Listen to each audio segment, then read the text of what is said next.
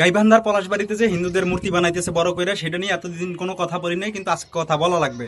কারণ সেইখানের হিন্দুরা নাকি মানে বলতেছে যে যদি তোমাদের মূর্তি পছন্দ না হয় তাহলে তোমরা গাইবান্ধা সাইডে চলে যাও। এটা আবার কেমন কথা হইলো? এইখানে আমি কারো পক্ষে বা বিপক্ষে বলতেছি না, আমি বাস্তব প্রেক্ষাপট নিয়ে কথা বলতে চাই। ঠিক আছে, বাস্তবতা মাইনে নেন। যেইখানে বাংলাদেশের আমরা যার বিনিময়ে বাংলাদেশ পাইছি, ঠিক আছে, বাংলাদেশের আমাদের জাতির জনক বঙ্গবন্ধু শেখ মুজিবুর রহমান, তার মূর্তি বাংলাদেশে বানাইতে দেয় নাই বাংলাদেশের পাবলিক। ঠিক আছে, তো সেইখানে আপনাদের মূর্তি আপনারা বানান, কোনো সমস্যা নাই, আমরা তো মিল্লামিশে আছি হিন্দু মুসলমান। এই যে আমার এলাকায় মন্দির আর মসজিদ পাশাপাশি, আমরা তো কোনোদিন মানে যাই বাধা দেই নেই, আমাদের কোনো সমস্যা নাই, আমাদের অত চুলকানি নাই। কিন্তু কথা হইছে আপনাদের মূর্তি নিয়ে আপনারা মন্দিরের ভিতরে বানান, ঠিক আছে, আমাদের কোনো সমস্যা নাই, কিন্তু মূর্তি কেন আপনি প্রকাশ্যে রাস্তায় টানাই দিবেন যেখানে মুসলমানরা চলাচল করবে, তারা দেখবে? এটা তো ঠিক না।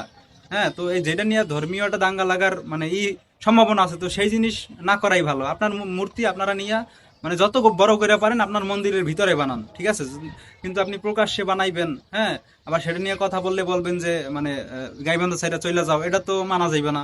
ঠিক আছে, তো মিল্লামিশা থাকেন। হ্যাঁ, যেটা মানে মানে মানুষের চাহিদা বোঝার চেষ্টা করেন, ঠিক আছে, বাংলাদেশের মানুষ কি চায়।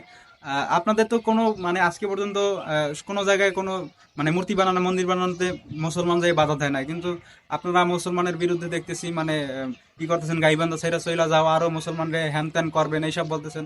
এইসব করে বা ধর্মীয় দাঙ্গা লাগানোর চেষ্টা করেন না বাংলাদেশে, তার ফলাফল আমার মনে হয় না যে ভালো হবে। ঠিক আছে, কথাটা মাথায় রাখেন, সবাই মিল্লামিশা থাকেন।